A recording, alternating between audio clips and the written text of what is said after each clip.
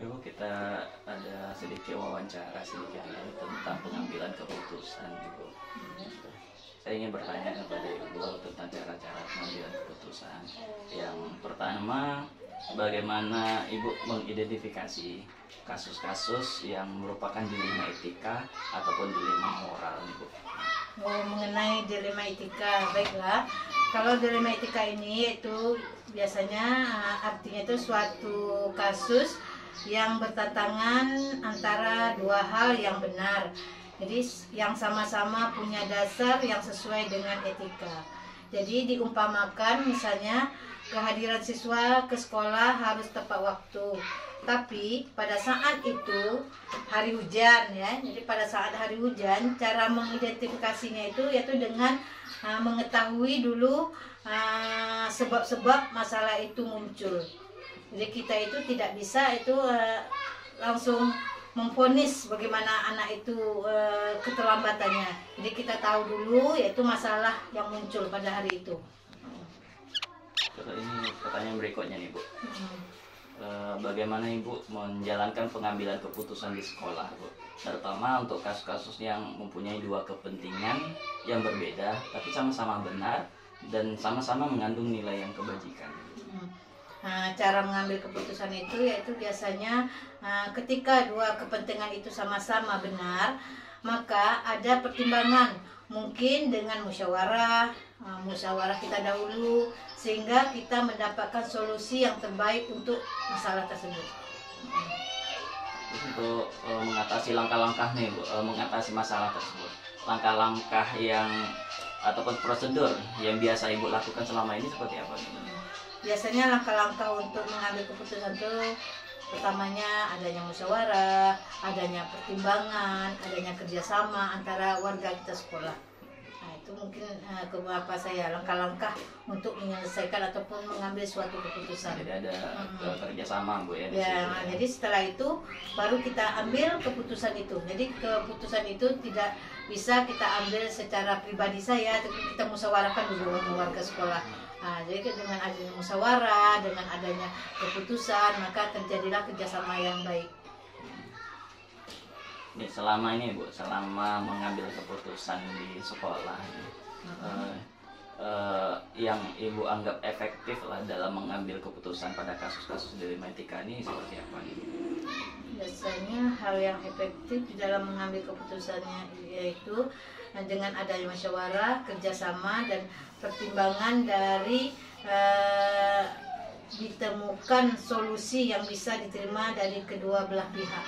Jadi kita tidak bisa mungkin mana yang benar itu pihak kita aja, jadi kita temukan dulu. Jadi antara kedua belah pihak kita tahu penyebab masalah yang terjadi.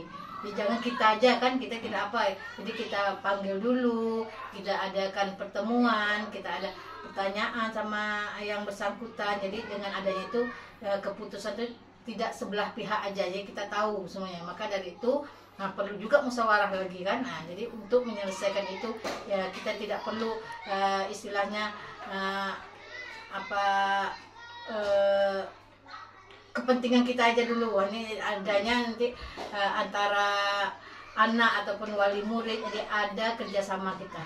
Jadi barulah kita bisa untuk menyelesaikan masalah yang terjadi. Ini tantangannya selama ini, Bu, dalam mengambil keputusan apa aja? Biasanya kalau tantangan di sekolah ini terjadi itu akibat kesalahpaham aja biasanya kan. Maka setelah itu dibicarakan dan dimusyawarahkan, maka kerjasama dengan warga sekolah dan semuanya itu biasanya akan teratasi. Ini, Bu, berikutnya nih, Bu, pertanyaan berikutnya. Apakah selama ini Ibu memiliki sebuah jadwal atau tata cara untuk menyelesaikan kasus-kasus seperti ini, Bu? Biasanya kalau jadwal itu memang namanya kejadian itu tidak bisa kita duga, tidak bisa kita apakan. Biasanya kalau ada masalah itu semuanya itu kita musyawarahkan dulu dengan warga sekolah. kepala sekolah ataupun guru, maka ditentukanlah waktu misalnya untuk menyelesaikan dengan misalnya anak murid kita, orang tua itu kita adakan jadwalnya untuk memanggil orang tua dan menyelesaikan dengan yang terlibat tersebut. Jadi menentukan jadwal itu biasanya ada pemanggilan ataupun pemberian surat panggilan dan bermusyawarah untuk menyelesaikan hal-hal yang terjadi yang dialami sama anak didik kita. Ini Bu, untuk dari menyelesaikan masalah ini Bu, ada nggak faktor-faktor yang mempermudah atau membantu Ibu? Faktor itu udah jelas ada kan, seperti yang membantu pihak kita warga sekolah, ada komite, dari sekolah kan ada komite, dari komite nanti ada jenjang lagi kita kalau ada masalah tuh mungkin ke korwil, ke dinas, jadi kita tidak boleh mengambil keputusan itu, ada jenjangnya. Itu biasanya. Ini pertanyaan terakhir nih Bu.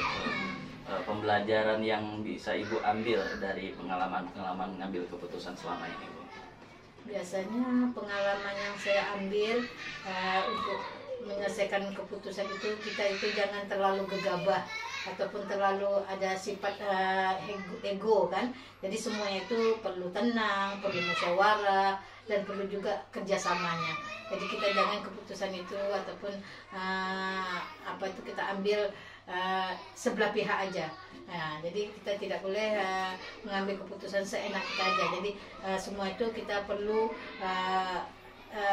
bermusyawarah dulu. Jangan kita terlalu gegabah, jangan terlalu menurut ego kita. Jadi semua itu harus ada kerjasamanya.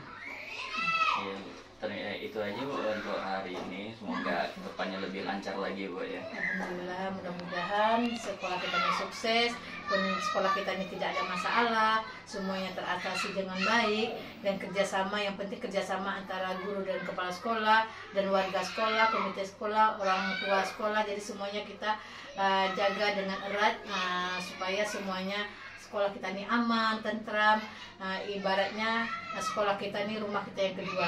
Jadi nyaman di sini, kita buat seindah mungkin sekolah kita, senyaman mungkin, supaya kita di sini betah, anak didik kita betah, dan kita guru sini betah, dan tidak ada masalah yang tidak bisa kita atasi.